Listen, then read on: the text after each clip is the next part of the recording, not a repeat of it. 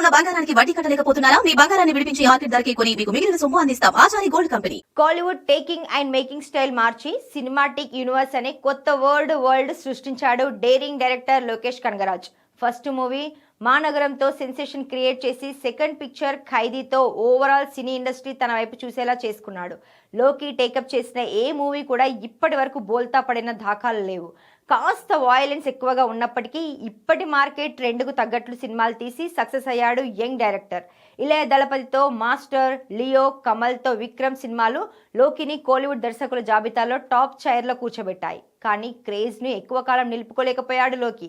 Multi స్టారర్స్తో plan చేసిన కూలీ ఖచ్చితంగా 1000 కోట్లు కొల్లగొడుతుందన్న హైప్ క్రియేట్ చేసి చివరకు తుస్సుమనిపించాడు లోకేష్ కనగరాజ్.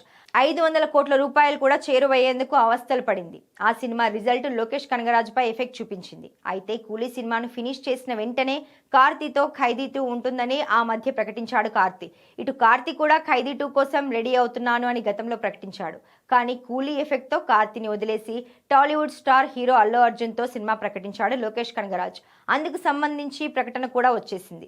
లోకి తీరుతో అప్సెట్ అయిన కార్తీ కూడా ఇక ఖైదీ 2ను వదిలేసి తన కెరీర్ లో బిగ్గెస్ట్ హిట్ అయిన సర్దార్ కు సీక్వెల్ గా సర్దార్ 2ను సెట్స్ పైకి తీసుకువెళ్లాడు.